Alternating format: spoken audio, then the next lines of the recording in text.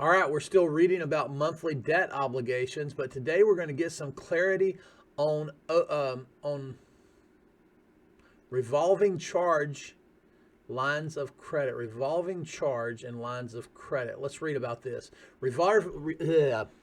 Revolving charge accounts and unsecured lines of credit are open-ended and should be treated as long-term debts and must be considered part of the borrower's recurring monthly debt obligation. These trade lines include credit cards, department store charge cards, and personal lines of credit. Equity lines of credit secured by real estate should be included in the housing expense.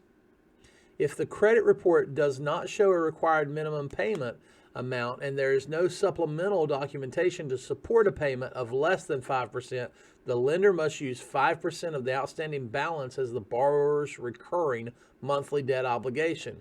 For DU loan case files, if a revolving debt is provided on the loan application without a monthly payment amount, DU will use the greater of $10 or 5% of the outstanding balance as the monthly payment when calculating the total debt to income ratio. Last thing, student loans. Here we are. This is interesting. Here we go. If a monthly student loan payment is provided on the credit report, the lender may use that amount for qualifying purposes.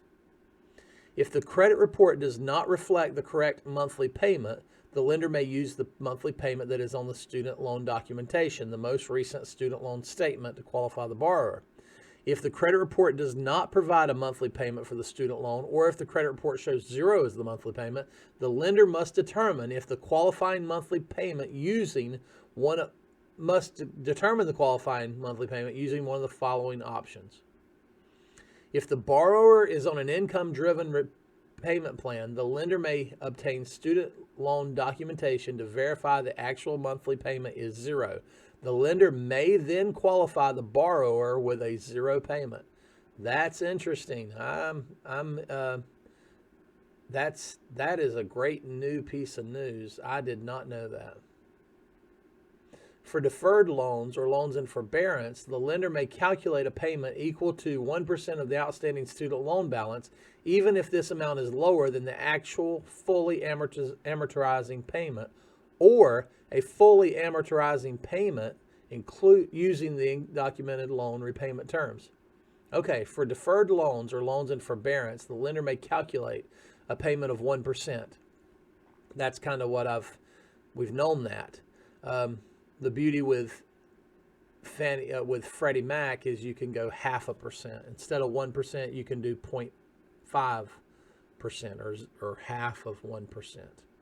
Okay, well, there is the end of our section on monthly debt obligations. The one we're going to come back to and talk about some more in the next video will be, other real estate owned qualifying impact. That'll be our next video. Again, as always, if you are looking for a place to work, you just enjoy my videos so much you wish you and I could talk more regularly, why don't you come to work with me? If you are a mortgage lender and or a loan officer and you've been rocking and rolling, you've been doing self-gen, and you'd like to get over the hump, I'd love to help you get over the hump. Let's do that together. Maybe you are just kind of surviving. You need some